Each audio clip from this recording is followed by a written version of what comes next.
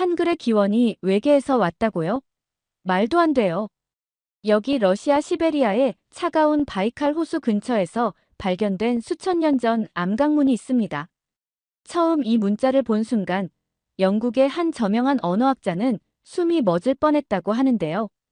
놀랍게도 이 문자는 한국의 전설적인 고대 문자와 충격적인 유사성을 보였습니다.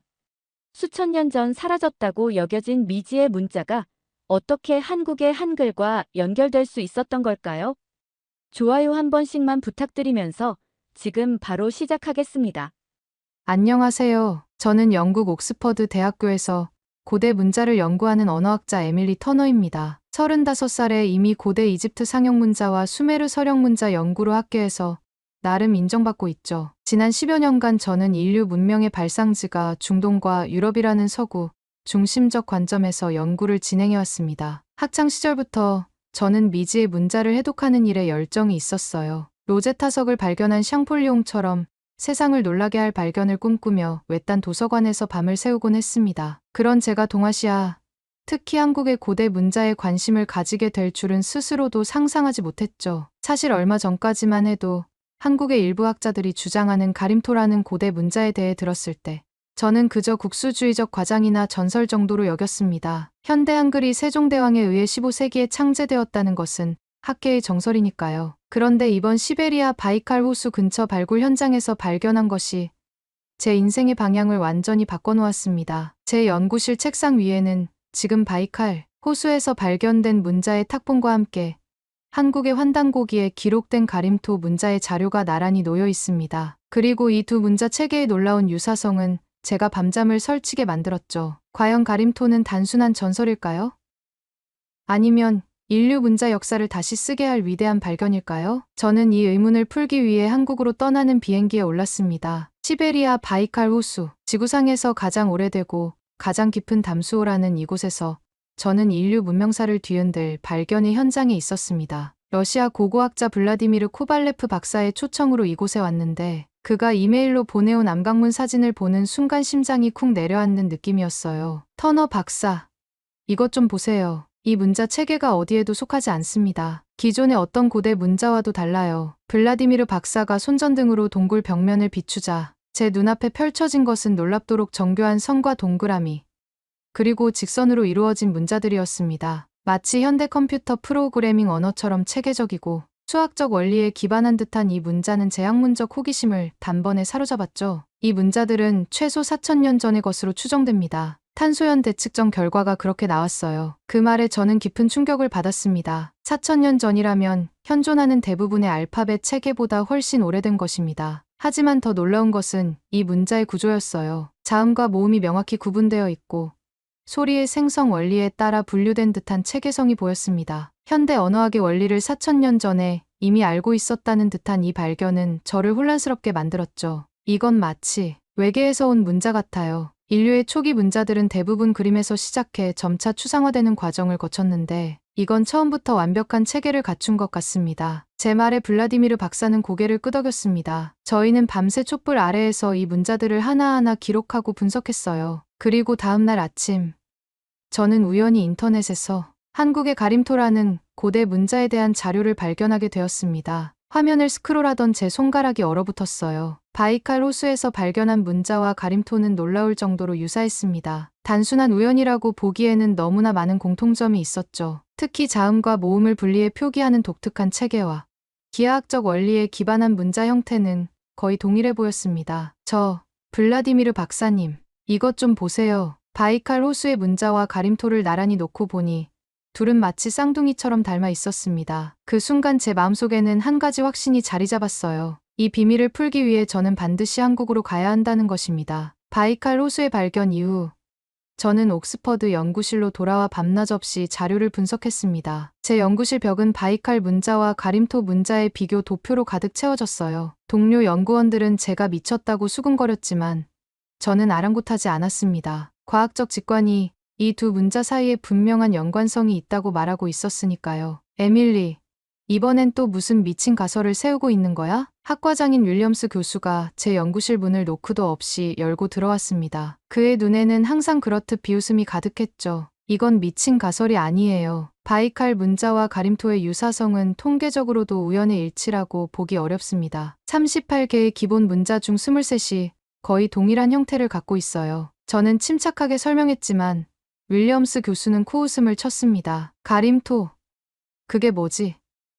아, 그 한국의 신화 속 문자 말이군. 에밀리, 당신은 학자야. 신화와 전설을 연구하는 게 아니라고. 그의 무시하는 태도에 화가 났지만 저는 감정을 억누르고 차분히 대응했습니다. 교수님, 트로이도 신화라고 여겨졌었죠. 하지만 슐리만이 발굴해냈어요. 많은 역사적 사실이 처음에는 전설로 취급받았다가 나중에 증명됐습니다. 윌리엄스 교수는 한숨을 내쉬더니 제 책상 위 자료들을 대충 훑어보았습니다. 그래서 당신은 뭘 하려는 거지? 바이칼, 호수와 한국 사이에 4,000년 된 문화적 연결고리를 찾겠다고. 고고학적 증거도 없이? 저는 결연한 표정으로 대답했습니다. 증거를 찾으러 한국에 가려고 합니다. 연구 휴가를 신청할 거예요. 윌리엄스 교수의 얼굴이 붉어졌습니다. 터너 박사, 학과의 명성을 위험에 빠뜨리지 마세요. 당신이 이런 허황된 주장을 한다면, 교수님, 저는 이미 결심했습니다. 제가 그의 말을 끊었습니다. 개인 휴가를 내서라도 가야겠어요. 그날 밤, 저는 한국의 역사학자들에게 이메일을 보냈습니다. 대부분 회의적인 답변이 돌아왔지만 서울대학교의 이현우 박사만은 달랐어요. 터너 박사님, 흥미로운 연구군요. 저도 가림토에 관심이 많습니다. 한국에 오시면 기꺼이 도움을 드리겠습니다. 이 짧은 답장이 제게 용기를 주었어요. 다음 날, 저는 바이칼 문자와 가림토 자료를 모두 가방에 넣고 인천행 비행기 티켓을 예약했습니다. 윌리엄스 교수와 동료들의 조롱, 그리고 학계의 회의적인 시선을 뒤로 한 채 말이죠. 비행기 창문 너머로 구름을 바라보며 저는 생각했습니다. 이 여정이 제 경력을 끝낼 수도 있다. 하지만 만약 내 가설이 맞다면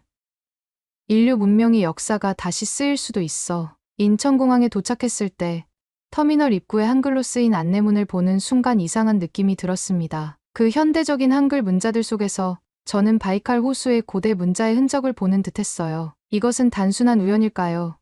아니면 4,000년을 뛰어넘는 미스터리한 연결고리일까요? 저는 곧 그 답을 찾게 될 것입니다. 서울대학교 언어학과 연구실은 생각보다 훨씬 현대적이었습니다. 저를 맞이한 이현우 박사는 예순을 바라보는 나이에도 불구하고 문빛 많은 호기심 많은 학생 같았어요. 그의 연구실 벽면에는 수많은 고대 문자 자료와 함께 제가 그토록 궁금해하던 가림토 문자의 도표가 걸려 있었습니다. 터너 박사님, 직접 만나게 되어 반갑습니다. 가림토에 관심을 가진 서양학자는 처음이네요. 이현우 박사는 따뜻한 미소로 저를 맞이했습니다. 저는 바로 제 태블릿을 꺼내 바이칼 호수에서 발견한 문자 사진들을 보여드렸죠. 이것은 정말 놀랍군요. 이 박사의 목소리가 떨렸습니다. 이건 분명 가림토와 관련이 있어요. 이 둥근 형태와 직선의 조합, 소리의 발생 원리에 따른 체계적 배열, 우연이라고 보기에는 유사점이 너무 많습니다. 저는 그의 반응에 안도했어요. 적어도 제가 완전히 잘못된 길을 가고 있는 건 아니라는 증거였으니까요. 박사님, 환단고기에 기록된 가림토에 대해 더 자세히 알고 싶습니다. 정규학계에서는 이를 신화로 치부하는 것 같은데요. 이현우 박사는 깊은 한숨을 내쉬었습니다. 서구 학문의 관점에서는 그럴 수밖에 없겠죠. 하지만 모든 신화 속에는 진실의 씨앗이 있답니다. 환단고기에 따르면 가림토는 기원전 2181년에 단군 가르게 의해 만들어졌어요. 38자의 문자로 구성되어 있고 자음과 모음을 분리해 표기하는 체계였습니다. 그가 서랍에서 꺼낸 고서를 보여주었어요. 비록 복제본이었지만 그 안에는 제가 바이칼 호수에서 본 문자와 놀랍도록 유사한 기호들이 그려져 있었습니다. 이 문자의 놀라운 점은 그 과학성입니다. 이현우 박사가 열정적으로 설명했어요. 가림토는 소리의 발생 원리에 따라 체계적으로 구성되어 있어요. 입술 소리, 혀 소리, 목구멍 소리 등으로 분류되죠. 이런 언어학적 원리는 현대 음성학이 정립되기 전까지는 동양에서도 서양에서도 찾아보기 힘든 개념이에요. 저는 깊은 충격에 빠졌습니다. 그것은 마치 4,000년 전 누군가가 현대 언어학의 원리를 이미 알고 있었다는 듯한 느낌이었어요. 더 놀라운 것은 이현우 박사가 목소리를 낮추며 말했습니다. 가림토와 한글의 유사성이에요. 세종대왕이 훈민정음을 창제할 때 가림토의 원리를 알고 있었을 가능성이 있습니다. 저는 무릎을 쳤습니다. 그렇다면 한글은? 그렇습니다. 한글은 가림토의 계승일 수 있어요. 물론 정규학계에서는 이를 인정하지 않지만 세종대왕 시대의 일부 문헌에는 옛 문자를 참고했다는 기록이 있거든요. 이현우 박사의 눈이 빛났습니다. 터너 박사님, 우리가 함께 이 연구를 진행한다면 인류 문명사를 다시 쓸 수도 있을 겁니다. 내일은 강화도 만이산으로 함께 가보시지 않겠습니까? 거기에 실제 가림토 암각문이 있다고 전해져요. 그날 밤, 저는 호텔 방에서 잠을 이루지 못했습니다. 제 머릿속에는 수천 년의 시간을 뛰어넘는 미스터리한 연결고리에 대한 의문이 가득했어요. 과연 내일은 어떤 발견이 저를 기다리고 있을까요? 이른 아침, 이현우 박사와 함께 강화도로 향하는 차 안에서 저는 한국의 아름다운 봄 풍경의 넋을 잃었습니다. 푸른 산과 강이 어우러진 경치는 영국의 그것과는 사뭇 달랐어요. 하지만 저희 마음은 오로지 우리가 곧 볼 암각문에 대한 기대로 가득했습니다. 터너 박사님, 만이사는 단군이 하늘에 제사를 지냈다는 참성단이 있는 신성한 장소입니다. 많은 역사학자들이 이곳을 찾았지만 우리가 볼 암각문의 중요성을 제대로 인식한 사람은 거의 없었죠. 이현우 박사의 설명을 들으며 산을 오르는 동안 저는 묘한 감정에 사로잡혔어요. 마치 시간을 거슬러 고대로 여행하는 듯한 느낌이었습니다. 땀을 흘리며 1시간쯤 올랐을 때 이현우 박사가 갑자기 걸음을 멈추었습니다. 여기입니다. 그가 가리킨 곳은 커다란 바위였어요. 얼핏 보면 평범해 보였지만 가까이 다가가자 바위 표면에 정교하게 새겨진 문자들이 드러났습니다. 저는 숨을 들이마셨어요. 그것은 바로 제가 바이칼 호수에서 본 것과 놀랍도록 유사한 문자였습니다. 이것은 저는 말을 잇지 못했어요. 네, 가림토입니다. 이현우 박사가 엄숙하게 말했어요. 이 암각문의 연대는 정확히 측정되지 않았지만 주변 유적의 상대 연대로 보아 적어도 3,000년 이상 된 것으로 추정됩니다. 저는 떨리는 손으로 바위 표면을 어루만졌습니다. 4,000년의 시간을 뛰어넘어 누군가가 남긴 메시지를 직접 만지는 기분이란 언어학자로서 이보다 더 감동적인 순간이 있을까요? 이현우 박사님, 이 문자들 제가 현대 한글과 비교해 볼 수 있을까요? 그가 고개를 끄덕이며 태블릿을 켰습니다. 저희는 나란히 앉아 암각문의 각 문자와 현대 한글 자모를 비교하기 시작했어요. 놀랍게도 여러 기본 자형에서 명백한 유사성이 발견되었습니다. 보세요. 이 원형 문자는 이응과 유사하고 이 수직선은 기역고의 원형처럼 보입니다. 그리고 이 문자는 이현우 박사의 목소리가 흥분으로 떨렸습니다. 미음무과 거의 동일하군요. 제가 말을 이었어요. 저희는 시간 가는 줄 모르고 분석에 몰두했습니다. 해가 서쪽으로 기울 무렵 저희는 충격적인 사실을 확인했어요. 현대 한글의 기본 자모 중 14시 가림토와 직접적인 연관성을 보였습니다. 너무나 명백한 유사성이었기에 단순한 우연이라고 치부하기는 불가능했어요. 이현우 박사님, 이건 정말 놀라운 발견입니다. 만약 가림토가 정말 4,000년 전의 문자이고 한글과 이런 유사성을 가진다면 그렇습니다. 그가 엄숙하게 말했어요. 세종대왕은 훈민정음을 창제했다기보다 어쩌면 고대 가림토의 원리를 재발견하고 체계화했을 가능성이 있습니다. 이것은 한국 문자의 역사가 우리가 알던 것보다 훨씬 오래되었다는 증거이죠. 산에서 내려오는 길, 저는 머릿속이 복잡했습니다. 이 발견이 사실이라면 동아시아 문명사는 물론 세계 언어학 역사를 다시 써야 할지도 모릅니다. 하지만 한 가지 의문이 남았어요. 만약 가림토가 진짜라면 왜 서구학계는 물론 동아시아 학계에서조차 이를 인정하지 않는 걸까요? 이 의문을 해결하기 위해 저는 또 다른 여정을 떠나기로 결심했습니다. 바로 중국으로 말이죠. 이현우 박사님, 다음 주에 베이징으로 가려고 합니다. 중국 측 자료도 확인해 봐야 할 것 같아요. 이현우 박사의 표정이 순간 굳어졌습니다. 조심하세요. 터너 박사님, 중국 학계는 한국 고대사에 대해 매우 민감합니다. 특히 가림토 같은 주제는요. 그의 경고가 무슨 뜻인지 저는 곧 뼈저리게 깨닫게 될 것입니다. 베이징 공항에 도착한 순간부터 저는 묘한 긴장감을 느꼈습니다. 중국의 수도는 활기차고 웅장했지만 어딘가 무겁고 숨막히는 기운도 있었어요. 베이징 대학의 고고학과 왕 리밍 교수와의 미팅은 이메일을 주고받은 끝에 겨우 성사된 것이었습니다. 그는 동아시아 고대 문자 연구의 권위자로 알려져 있었죠. 대학 캠퍼스는 규모가 어마어마했습니다. 현대적인 건물들 사이로 고풍스러운 중국식 정원과 건축물들이 조화롭게 어우러져 있었어요. 약속 시간보다 30분이나 일찍 도착했는데도 왕 교수는 이미 연구실에서 저를 기다리고 있었습니다. 터너 박사, 멀리서 오셨군요. 차라도 한잔하시겠습니까? 그의 영어는 완벽했고 표정은 친절해 보였습니다. 하지만 눈빛에서는 경계심이 느껴졌어요. 저는 정중하게 인사를 드리고 제 연구 내용을 설명하기 시작했습니다. 교수님,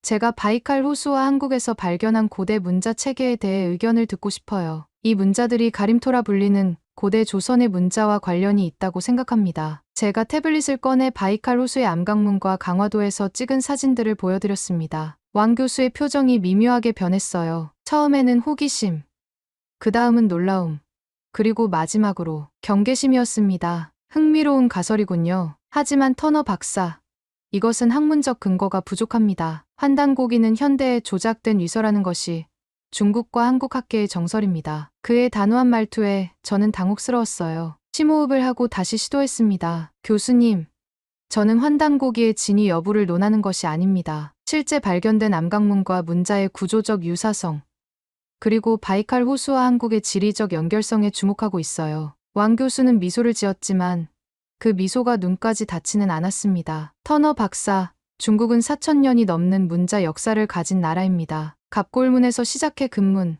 전서, 예서로 이어지는 한자의 역사는 철저히 검증되었죠. 하지만 당신이 말하는 가림토는 어떤 고대 문헌에도 등장하지 않습니다. 저는 침착하게 반박했어요. 하지만 교수님, 고구려와 발해의 많은 문헌들이 당나라 시대에 소실되었다는 사실은 알고 계시죠? 남아있는 기록만으로 판단하기는 어렵습니다. 왕 교수의 눈빛이 차가워졌습니다. 터너 박사, 당신은 위험한 주장을 하고 있어요. 한국 민족주의자들의 주장을 그대로 수용하시는군요. 저는 속으로 격앙되었지만 전문가로서의 침착함을 유지했습니다. 교수님, 저는 어떤 정치적 입장도 취하지 않아요. 단지 언어학적 증거를 따라가고 있을 뿐입니다. 혹시 베이징 대학 도서관에 고구려나 발해 관련 고문서가 있는지 확인할 수 있을까요? 그의 대답은 단호했어요. 그런 자료는 없습니다. 있다 하더라도 외국인에게 공개되지 않아요. 다음 이틀 동안 저는 베이징의 여러 도서관과 박물관을 방문했지만 어디에서도 도움을 받지 못했습니다. 심지어 일부 학자들은 제가 한국의 선동에 빠졌다며 노골적인 적대감을 드러내기도 했어요. 가장 충격적이었던 것은 한 젊은 조교가 복도에서 저에게 몰래 건넨 말이었습니다. 터너 박사님, 조심하세요. 당신이 찾는 것, 그건 금기입니다. 우리는 그것에 대해 말하지 않아요. 동북공정이라는 말 들어보셨나요?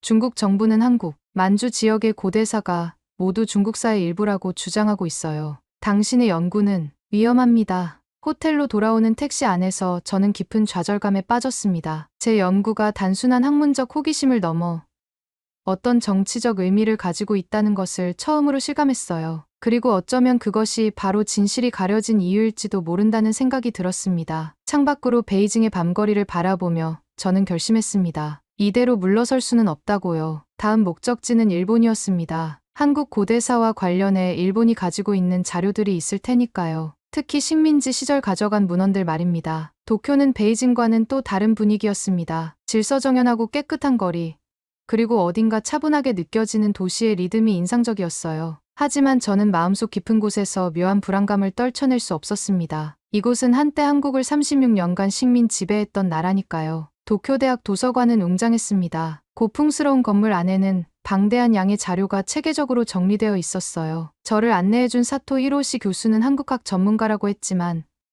그의 시선에서는 어딘가 거만함이 느껴졌습니다. 터너 박사, 가림토에 관심이 있으시다고요?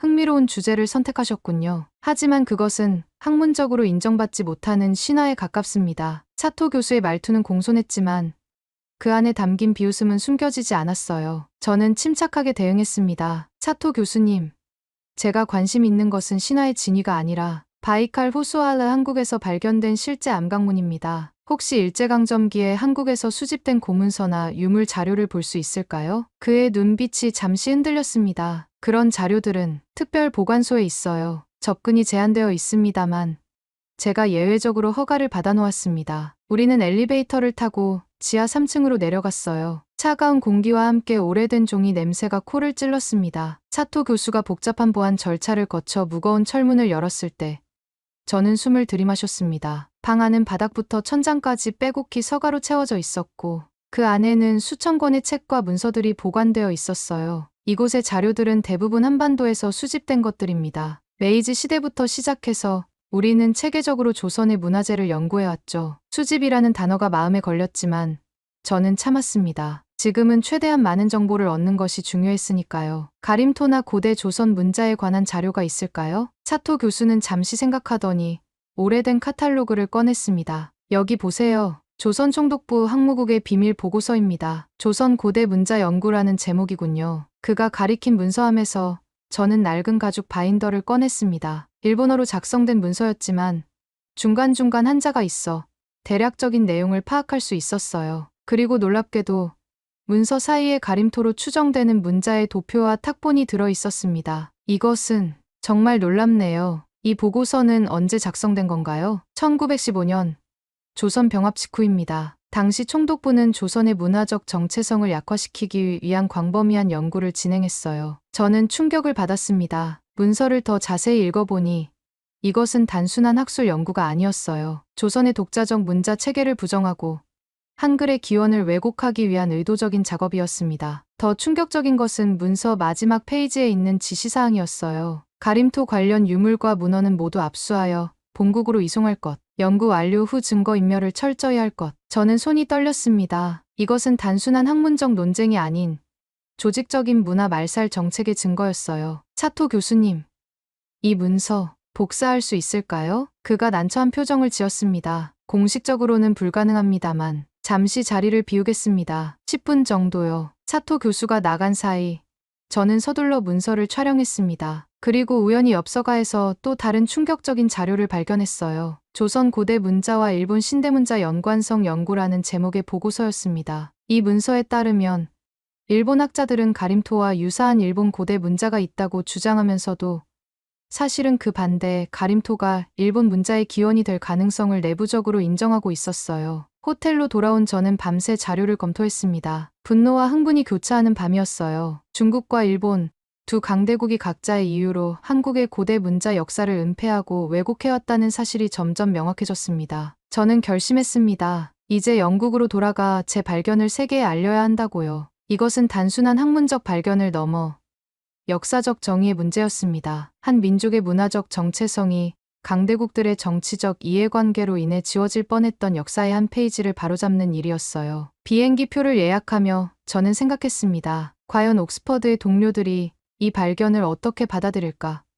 그들의 서구 중심적 세계관이 이 동양의 미스터리를 인정할 수 있을까? 영국의 초여름은 언제나처럼 서늘했습니다. 옥스퍼드의 고풍스러운 건물들 사이로 불어오는 바람이 제 마음의 열기를 식혀주는 것 같았어요. 한국과 일본에서의 발견 이후 저는 수개월간 자료를 정리하고 분석하며 제 연구실에 틀어박혀 살았습니다. 마침내 옥스퍼드 국제언어학회에서 제 연구 결과를 발표하는 날이 왔습니다. 강당에 들어서자 수백 명의 언어학자와 고고학자들이 저를 바라보고 있었어요. 윌리엄스 학과장의 차가운 눈빛, 그리고 몇몇 동료들의 조소 어린 미소가 느껴졌습니다. 그들에게 저는 여전히 이상한 음모론자였을 테니까요. 하지만 더 이상 그런 시선에 움츠러들지 않기로 했습니다. 여러분, 오늘 저는 인류 문자 역사의 미스터리를 풀 수 있는 중대한 발견을 공유하고자 합니다. 떨리는 목소리로 발표를 시작했어요. 바이칼 호수의 암각문부터 시작해 한국에서의 발견, 그리고 중국과 일본에서 확인한 역사 왜곡의 증거들까지 차근차근 설명했습니다. 프로젝터에 비춰진 가림토와 한글의 비교 도표를 보며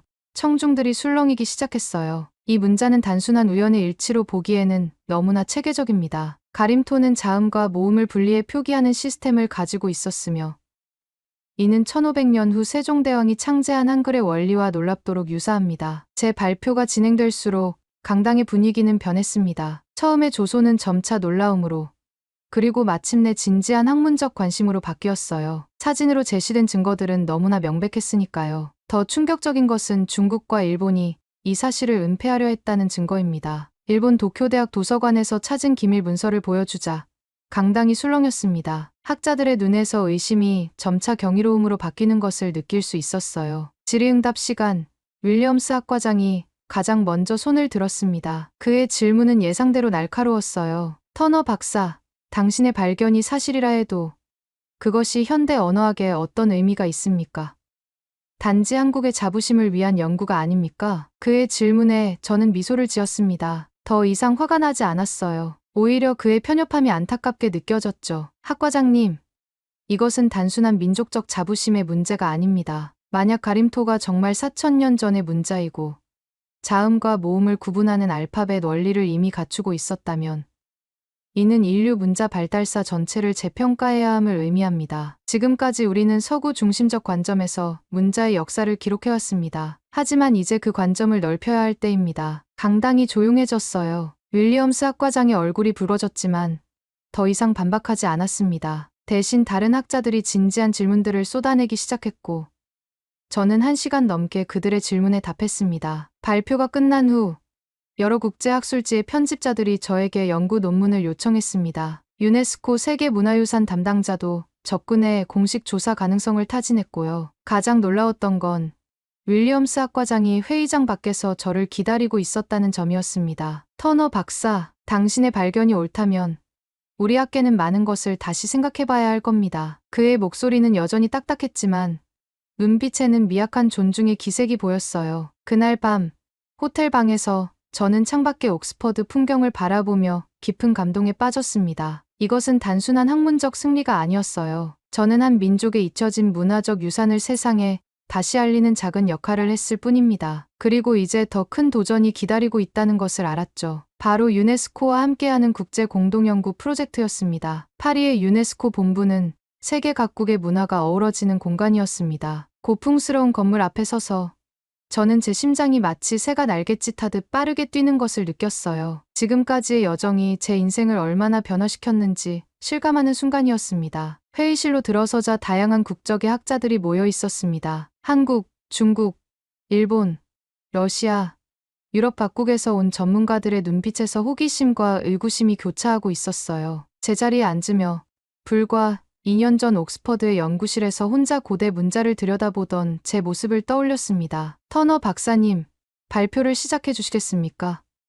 유네스코 문화유산 담당 마리아 로드리게스 국장의 목소리에 저는 깊은 숨을 들이마셨습니다. 단상에 서서 청중을 바라보는 순간 제 머릿속에는 지난 여정의 조각들이 스쳐 지나갔어요. 바이칼 호수의 차가운 바람, 강화도의 고즈넉한 풍경, 베이징에서 느낀 좌절감, 도쿄 도서관의 비밀 문서들. 이 모든 것이 제게 단순한 학문적 탐구를 넘어선 의미로 다가왔습니다. 여러분, 저는 오늘 바이칼 호수와 한반도 사이에 존재했을지 모르는 문화적 연결고리에 대해 이야기하고자 합니다. 제 목소리는 처음보다 차분해졌습니다. 이것은 단순한 학문적 가설을 넘어 우리가 역사를 바라보는 시각에 관한 이야기이기도 합니다. 저는 지난 연구 과정과 발견들을 하나하나 설명했어요. 바이칼 호수의 암각문과 한반도의 고대 유물 사이에서 발견한 유사성, 그리고 그것이 가지는 문화사적 의미를 신중하게 풀어냈습니다. 제 발표는 단정적 결론보다는 가능성과 질문에 무게를 두었어요. 중국 측 대표인 왕 리밍 교수가 질문했습니다. 터너 박사님, 이 모든 유사성이 우연의 일치일 가능성은 없을까요? 물론 있습니다, 교수님. 제가 솔직하게 대답했어요. 학문적 탐구에서 우리는 항상 여러 가능성에 열려 있어야 하니까요. 다만 제가 제시하는 것은 우리가 지금까지 간과해왔던 문화적 연결고리에 대한 새로운 시각입니다. 그때 러시아 고고학자 블라디미르 박사가 손을 들었어요. 최근 바이칼 호수 지역에서 새로운 발굴이 진행 중입니다. 아직 초기 단계지만 동아시아 문화권과의 교류 흔적으로 보이는 유물들이 발견되고 있어요. 회의는 예상보다 훨씬 건설적인 방향으로 진행되었습니다. 학자들은 서로의 의견에 귀 기울였고, 비록 모든 이론에 동의하지는 않았지만 적어도 진지한 학문적 논의의 장이 열렸어요. 이틀간의 토론 끝에 유네스코는 유라시아 고대 문화 교류 연구 프로젝트를 공식 지원하기로 결정했습니다. 회의가 끝난 후 저는 생강변을 혼자 걸었어요. 황혼이 물든 파리의 풍경 속에서 제 마음은 기쁨보다는 깊은 성찰로 가득 찼습니다. 이 연구가 제게 가르쳐준 것은 단순한 역사적 사실이 아니었어요. 그것은 우리 모두가 얼마나 서로 연결되어 있는지, 그리고 그 연결이 얼마나 쉽게 잊히고 부정될 수 있는지에 대한 깨달음이었습니다. 생강의 물결을 바라보며 저는 어린 시절 할아버지께서 들려주신 이야기를 떠올렸어요. 역사는 승자의 기록이다. 할아버지의 말씀이 이제야 진정으로 이해됐습니다. 학문적 진실조차도 권력과 정치, 그리고 우리의 편견에 의해 형성되는 것이니까요. 석 달 후, 저는 한국 서울에서 열린 학술 대회에 참석했습니다. 이번에는 발표자가 아닌 참관자로서였어요. 여러 국적의 학자들이 동아시아 고대 문화 교류에 대한 다양한 시각을 나누는 모습을 보며 제 마음은 뿌듯함으로 가득 찼습니다. 논쟁은 여전했지만 적어도 이제 우리는 서로의 관점을 존중하며 대화하고 있었으니까요. 대회 마지막 날, 이현우 박사가 저를 경복궁으로 초대했습니다. 고즈넉한 궁궐을 거닐며 그는 제게 물었어요. 터너 박사님, 이 모든 연구를 통해 가장 크게 배운 점은 무엇인가요? 저는 잠시 생각에 잠겼다가 대답했습니다. 문화는 결코 고립되어 발전하지 않는다는 것을 배웠습니다. 우리는 서로에게 영향을 주고받으며 성장해왔어요. 그리고 때로는 가장 중요한 진실이 가장 오랫동안 숨겨져 있다는 것도 배웠습니다. 이현우 박사의 눈에 미소가 번졌어요. 그리고 그 진실을 찾아내는 데는 용기가 필요하죠. 그리고 겸손함도요. 제가 덧붙였습니다. 때로는 우리가 알고 있다고 생각한 것을 내려놓고 새로운 가능성의 마음을 여는 겸손한 말이에요. 경복궁을 나와 광화문 광장에 서서 저는 세종대왕 동상을 올려다보았습니다. 그분의 위대함은 부정할 수 없는 사실이었어요. 한글이라는 독창적 문자 체계를 창제한 세종대왕의 천재성은 더욱 빛나 보였습니다. 그리고 동시에 이 땅의 고대 역사 속에 숨겨진 이야기들도 저에게는 소중했습니다. 언젠가는 모든 퍼즐 조각이 제자리를 찾게 될까요?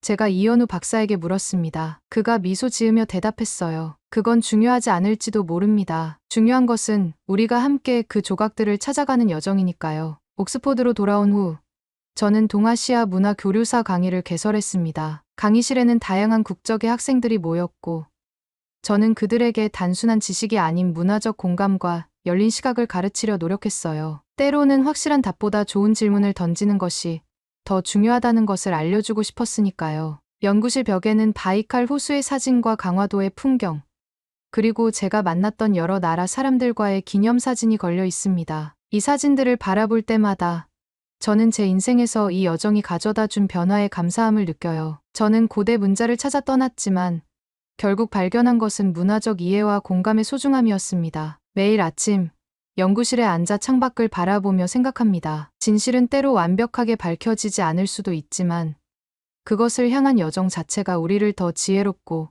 겸손하게 만든다는 것을, 그리고 그 여정에서 만난 서로 다른 문화와 사람들과의 연결이야말로 가장 소중한 발견이 아니었을까 하고요. 오늘 사연은 여기까지입니다.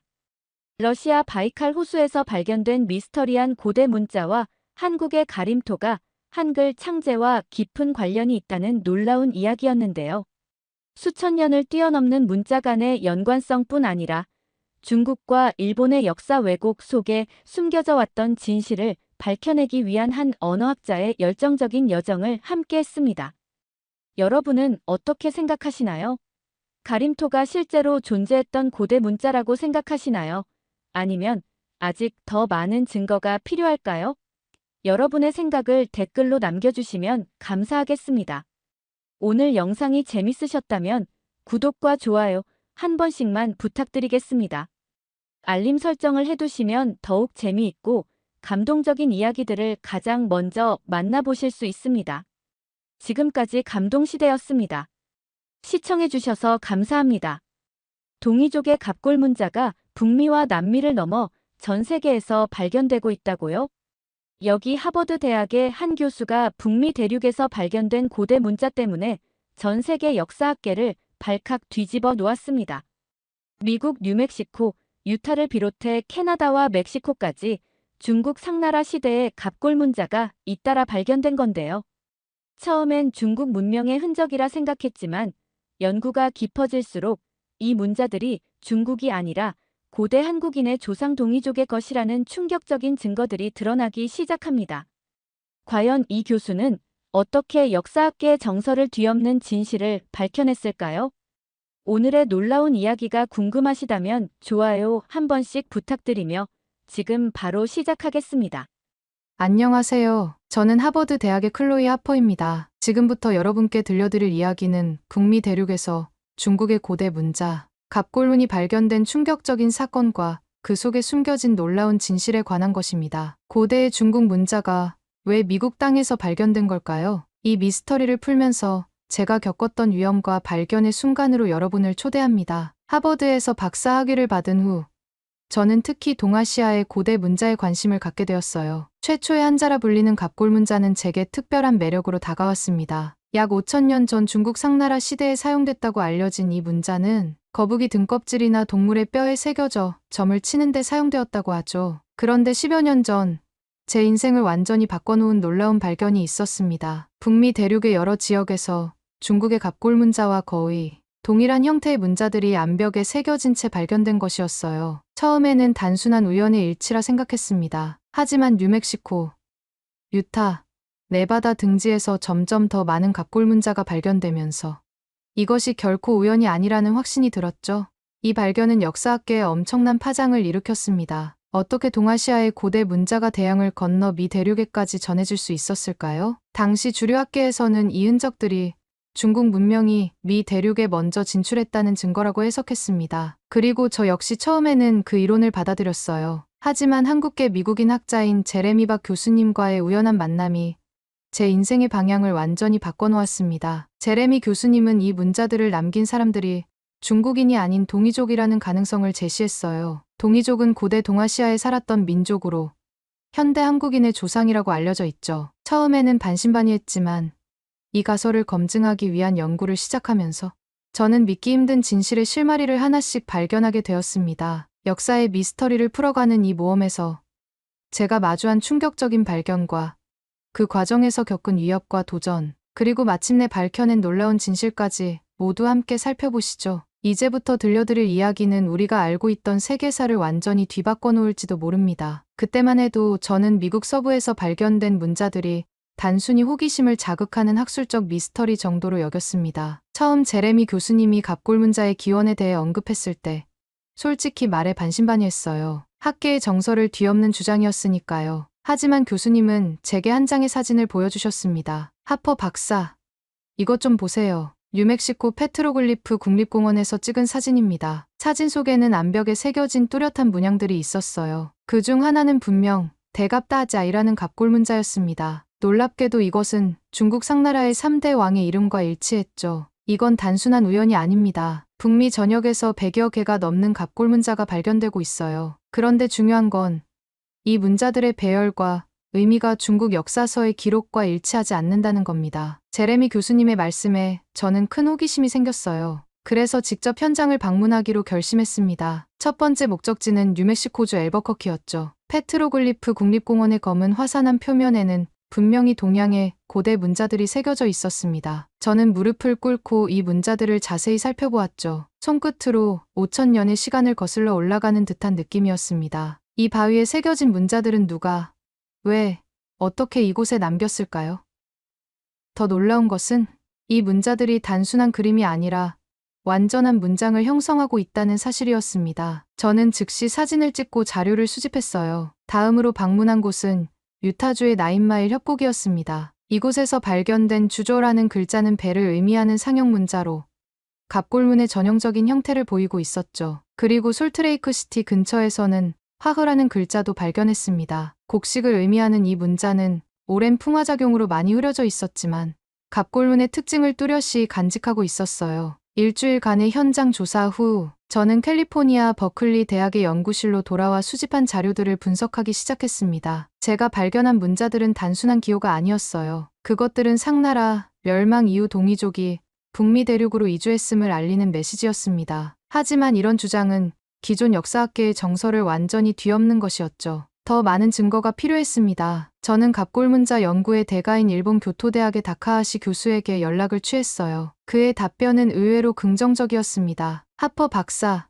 당신의 발견은 매우 흥미롭습니다. 사실 갑골 문자의 원리와 구조는 현대 중국어보다 한국어에 더 가깝다는 연구 결과가 있어요. 더 깊이 파고들어 볼 가치가 있습니다. 이 말에 저는 더욱 확신을 갖게 되었습니다. 하지만 아직 밝혀야 할 비밀이 너무나 많았죠. 다카하시 교수의 격려에 힘입어 저는 더 깊은 연구를 위해 학술 논문과 자료들을 뒤지기 시작했습니다. 밤을 새워가며 갑골 문자의 구조와 형태, 의미를 분석했죠. 제가 발견한 가장 충격적인 사실은 갑골 문자의 해독 원리가 현대 중국어가 아닌 한국어와 더 밀접하게 연관되어 있다는 점이었습니다. 예를 들어 슬플 애라는 한자의 갑골문 형태를 보면 옷의와 입구의 조합으로 이루어져 있어요. 중국 학자들은 이를 단순히 옷 가운데 입이 있고 슬프면 입으로 우는데 옷은 뜻이 없고 그냥 소리를 나타낼 뿐이라고 해석했죠. 하지만 한국어로 접근하면 입커우로 하는 말로 가슴에 상처를 입거나 입히면 마음이 슬프다라는 명확한 의미가 드러났습니다. 더욱 놀라운 것은 갑골 문자의 소리와 뜻이 자연스럽게 한국어와 연결된다는 사실이었어요. 한국어는 의성어와 의태어가 매우 풍부한 언어인데 갑골 문자의 많은 부분이 이러한 한국어의 특성을 반영하고 있었습니다. 반면 현대 중국어는 받침 발음이 은과 은 정도로 제한되어 있어 갑골 문자의 다양한 소리를 표현하기 어려웠죠. 저는 이 발견을 토대로 가설을 세웠습니다. 갑골 문자는 동이족이 만든 문자 체계였고 이들이 상나라 멸망 후 북미 대륙으로 이주했을 가능성이 있다. 이 가설을 검증하기 위해 저는 더 많은 현장 조사가 필요했어요. 캐나다 온타리오주의 안면조각 공원으로 향한 저는 그곳에서도 주저와 같은 갑골 문자를 발견했습니다. 이 문자들의 연대를 측정하기 위해 주변의 유기물 샘플을 채취했죠. 그런데 이 과정에서 예상치 못한 일이 벌어졌습니다. 캐나다에서 연구하던 중 저는 뜻밖의 방문을 받았습니다. 자신을 중국 대학의 양 교수라 밝힌 남성은 저에게 단호히 경고했죠. 이 연구를 멈추세요. 당신의 연구는 중국 역사의 근간을 흔드는 위험한 주장입니다. 그의 경고 직후 호텔로 돌아온 저는 제 노트북이 해킹된 흔적을 발견하고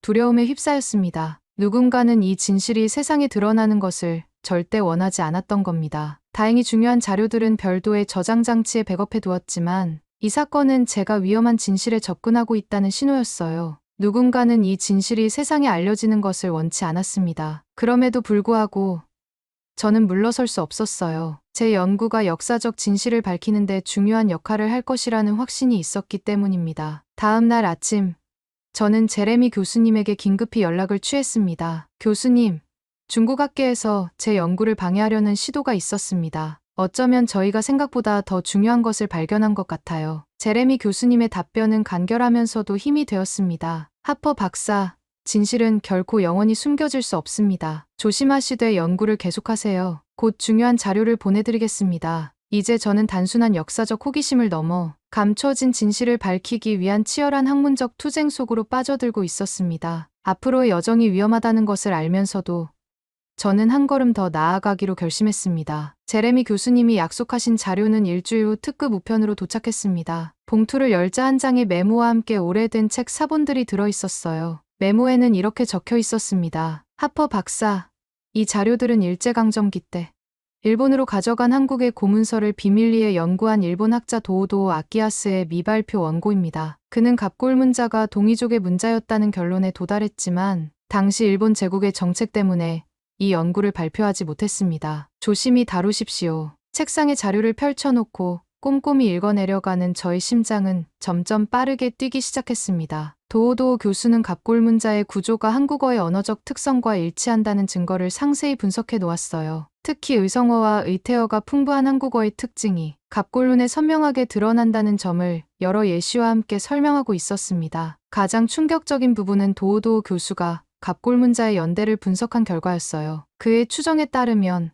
갑골 문자는 중국 학계가 주장하는 것보다 더 오래된 시기에 발명되었으며 그 기원지는 중국 중원이 아닌 동이족의 영역이었다는 것입니다. 이것은 중국 문명의 근간이 되는 한자의 기원이 사실상 동이족, 즉 한국인의 조상에게 있다는 폭탄 선언과도 같았죠. 저는 즉시 이 내용을 토대로 학술 논문을 작성하기 시작했습니다. 제가 발견한 북미 갑골 문자와 도오도 교수의 연구를 결합하면 역사의 퍼즐이 맞춰지기 시작했어요. 창나라 멸망 후 동이족은 두 갈래로 나뉘었을 가능성이 있었습니다. 한 그룹은 한반도 방향으로 이동해 현대 한국인의 조상이 되었고 다른 그룹은 바다를 건너 북미 대륙에 정착했다는 가설이었죠. 논문을 완성한 후 저는 이를 권위 있는 고고학 저널에 투고했습니다. 그리고 기다렸어요. 한 달 후 저널 편집장으로부터 답변이 왔습니다. 하퍼 박사님, 귀하의 논문은 매우 흥미롭지만 논쟁의 여지가 너무 크고 추가 검증이 필요합니다. 현 상태로는 출판이 어렵다는 심사위원들의 의견이 있어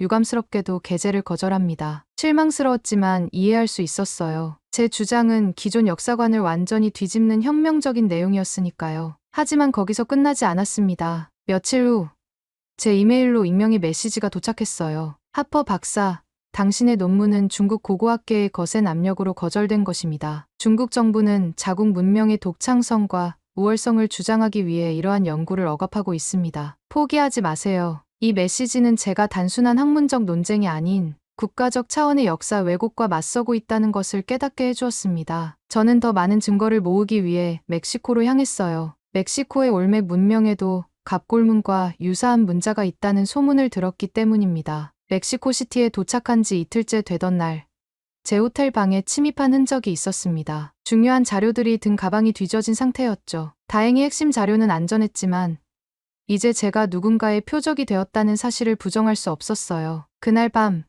저는 버클리의 동료 교수에게 전화를 걸었습니다. 로버트, 내 모든 연구 자료를 안전한 곳에 복사해서 보관해줘. 내게 무슨 일이 생기더라도 이 연구는 계속되어야 해. 전화를 끊고 창밖을 내다보니 호텔 맞은편 건물에서 누군가가 저를 지켜보고 있는 듯한 느낌이 들었습니다. 갑자기 현실이 된 위험 속에서 저는 역설적으로 제 연구의 중요성을 더욱 확신하게 되었어요. 누군가 이토록 필사적으로 감추려 한다면 그 안에 반드시 중요한 진실이 있을 테니까요. 하지만 솔직히 두려웠습니다. 학문적 진실을 추구하다가 이런 위험에 처할 줄은 몰랐으니까요. 그럼에도 불구하고 저는 계속해서 앞으로 나아가기로 결심했습니다. 역사의 진실을 밝히는 일은 때로는 위험을 감수해야 하는 것인지도 모릅니다. 멕시코 올맥 문명 유적지에서의 조사는 예상보다 더 놀라운 발견으로 이어졌습니다. 라벤타 유적지에서 발견된 돌비석에는 분명 갑골 문자와 유사한 형태의 글자들이 새겨져 있었어요. 특히 왕과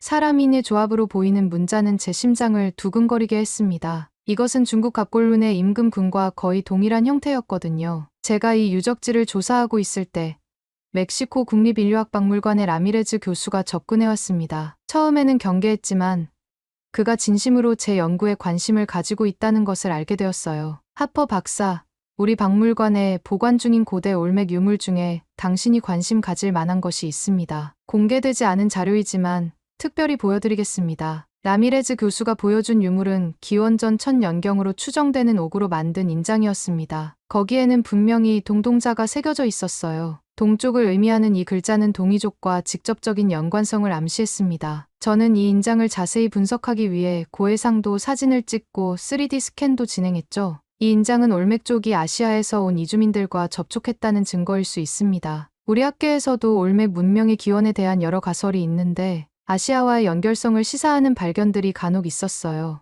라미레즈 교수의 말에 용기를 얻은 저는 제 연구 내용을 그와 공유했습니다. 그는 제 가설의 놀라움을 표현하면서도 학문적으로 개방적인 태도를 보여주었어요. 하퍼 박사, 귀하의 연구는 매우 혁신적입니다. 하지만 이런 주장은 많은 적을 만들게 될 거예요. 특히 중국 측에서 극심한 반발이 있을 겁니다. 조심하세요. 그의 경고는 예언이 되었습니다. 멕시코에서 돌아온 지 일주일 후 국제학술지에 제 연구 결과를 요약한 짧은 논문이 게재되었어요. 그 반응은 즉각적이고 격렬했습니다. 중국 국립대학의 학자들은 공식 성명을 통해 제 연구를 비과학적 망상이라고 비난했고 일부 서양 학자들도 충분한 증거 없는 가설이라며 회의적인 태도를 보였습니다. 가장 큰 타격은 제가 소속된 버클리 대학에서 왔습니다. 학과장인 윌슨 교수가 저를 사무실로 불렀어요. 클로이, 당신의 연구가 학과에 정치적 문제를 일으키고 있어요. 중국 측에서 대학에 공식 항의를 보내왔고 중국 학생 교류 프로그램에 영향을 줄 수 있다고 경고했습니다. 당분간 이 연구는 자제해 주었으면 합니다. 충격적이었습니다. 학문의 자유가 보장되어야 할 대학에서조차 정치적 압력에 굴복하는 모습을 보게 되다니요. 저는 격분했지만 윌슨 교수의 입장도 이해할 수 있었습니다. 실질적인 재정 압박과 국제 관계를 고려해야 하는 현실적인 문제가 있었으니까요. 그날 밤 연구실에서 홀로 남아 자료들을 정리하는데 제 휴대폰으로 전화가 걸려왔습니다. 발신자 표시는 없었어요. 하퍼 박사님, 저는 상하이 대학의 장 교수입니다. 공개적으로 말할 수는 없지만 당신의 연구에 전적으로 동의합니다. 중국 학계 내부에서도 갑골 문자의 기원에 대한 의문을 가진 학자들이 있어요. 하지만 현재 분위기에서는 누구도 그런 의견을 공개적으로 표현할 수 없습니다. 그의 말은 제게 큰 위로가 되었습니다. 이 싸움에서 저 혼자가 아니었던 거예요. 전화를 끊고 창밖을 바라보니 제 앞에 놓인 길이 얼마나 험난할지 깨달았습니다. 학계의 반발, 대학의 압력, 그리고 누군가의 감시와 위협까지. 하지만 동시에 저는 진실을 추구하는 제 사명에 더욱 확신을 갖게 되었어요. 다음 날 아침, 저는 제레미 교수님에게 이메일을 보냈습니다. 교수님,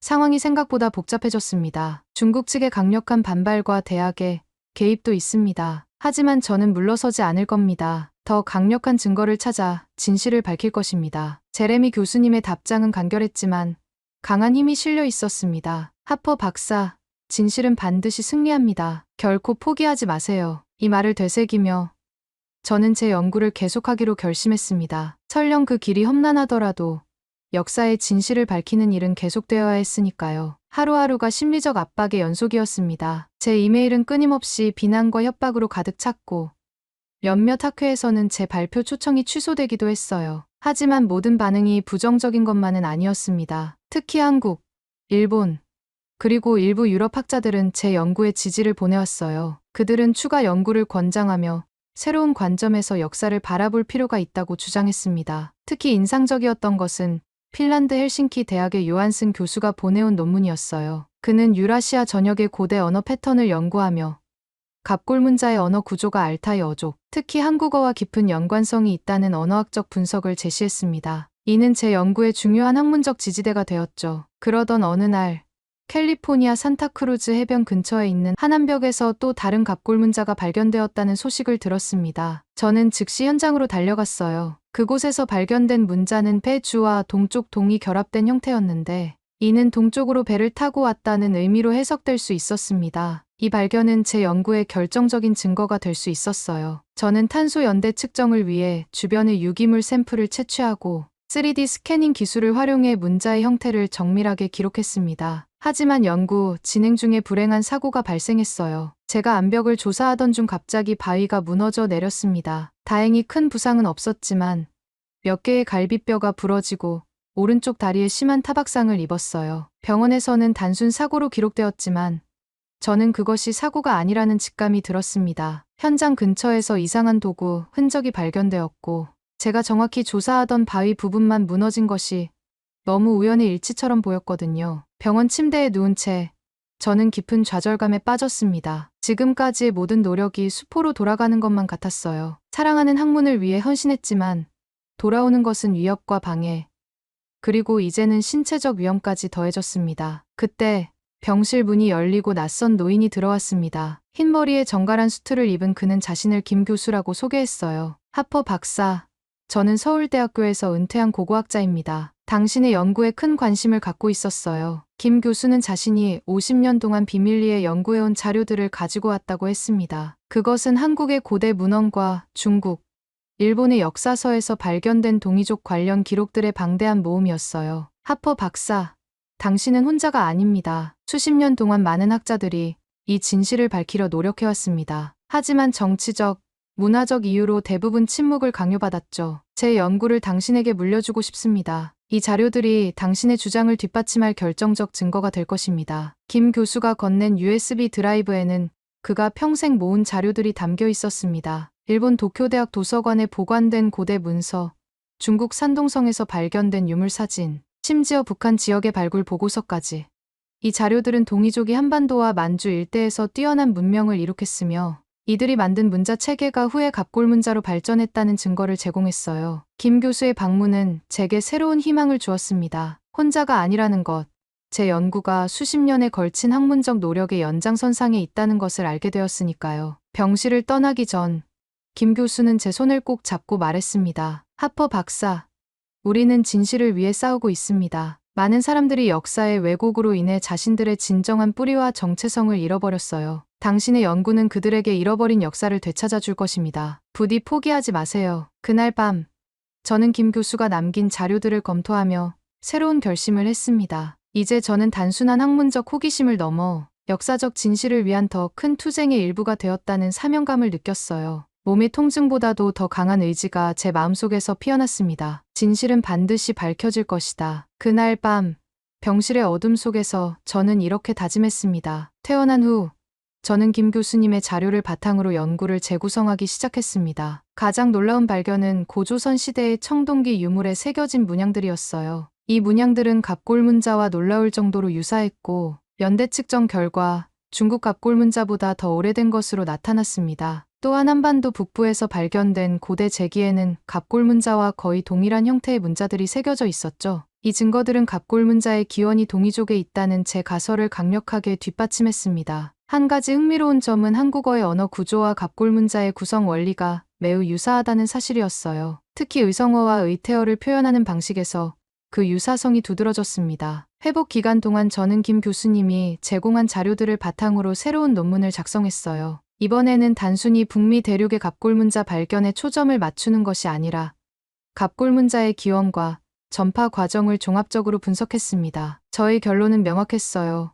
갑골문자는 동이족이 만든 문자 체계였으며 이들은 후에 중국 상나라와 문화적 교류를 통해 이 문자를 전파했다는 것입니다. 완성된 논문을 가지고 저는 중국을 제외한 여러 국가의 학술지에 투고했습니다. 그리고 놀랍게도 영국의 권위 있는 고고학 저널인 안티퀴티에서 제 논문을 게재하기로 결정했어요. 편집장의 말에 따르면 제 논문이 논쟁의 여지가 있지만 충분한 증거와 학문적 가치를 지니고 있다고 평가받았습니다. 논문이 출판되자 학계는 두 갈래로 나뉘었습니다. 중국 학계와 일부 서양 학자들은 여전히 제 주장을 강하게 반박했고 한국, 일본, 그리고 일부 유럽과 미국 학자들은 지지를 보냈어요. 특히 언어학자들 사이에서 제 이론에 대한 지지가 늘어나기 시작했습니다. 이 시기에 저는 결정적인 증거를 찾기 위해 남미로 연구 여행을 떠났습니다. 페루의 나스카 지역에서도 갑골문자와 유사한 형태의 문자들이 발견되었다는 소문을 들었기 때문이에요. 저는 현지 고고학자들의 도움을 받아 숨겨진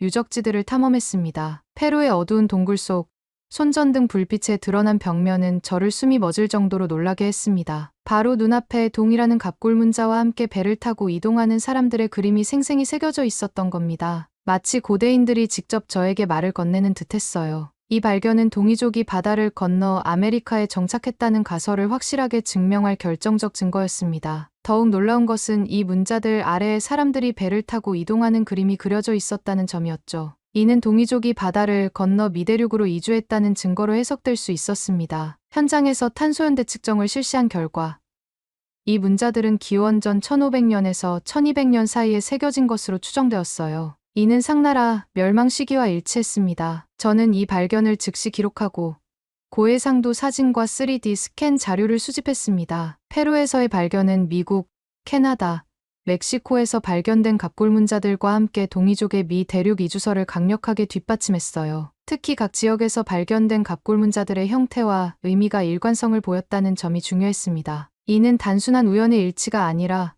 동일한 문화적 배경을 가진 사람들이 남긴 흔적이라는 증거였어요. 페루에서 돌아온 후 저는 제 연구 결과를 종합한 대중 강연을 준비했습니다. 버클리 대학의 압력에도 불구하고 다른 대학들에서 제 강연을 초청하기 시작했어요. 첫 번째 강연은 하버드 대학에서 열렸습니다. 저는 그동안의 발견과 연구 결과를 대중 앞에서 처음으로 종합적으로 발표했어요. 강연장은 학생들과 교수들, 그리고 언론인들로 가득 찼습니다. 처음에는 회의적인 눈빛이 대부분이었지만 제가 구체적인 증거들을 하나하나 제시하자 점차 분위기가 바뀌었어요. 특히 남미에서의 새로운 발견에 관객들이 큰 충격을 받는 것이 느껴졌습니다. 강연이 끝난 후 질의응답 시간에 한 중국인 학생이 날카로운 질문을 던졌어요. 하퍼 박사님, 당신의 이론은 중국 문명의 독창성을 훼손하려는 정치적 의도가 있는 것 아닙니까? 저는 침착하게 대답했습니다. 제 연구는 어떤 민족이나 국가의 자부심을 손상시키려는 의도가 전혀 없습니다. 저는 단지 과학적 증거를 따라 진실을 찾아가고 있을 뿐이에요. 역사는 다양한 문명과 민족들이 서로 영향을 주고받으며 발전해온 복잡한 과정입니다. 갑골문자의 기원이 동이족에 있다는 것이 중국 문명의 위대함을 부정하는 것은 아닙니다. 오히려 동아시아 문명의 다양성과 깊이를 보여주는 증거라고 생각합니다. 제 대답에 강연장은 잠시 침묵했다가 갑자기 큰 박수가 터져 나왔습니다.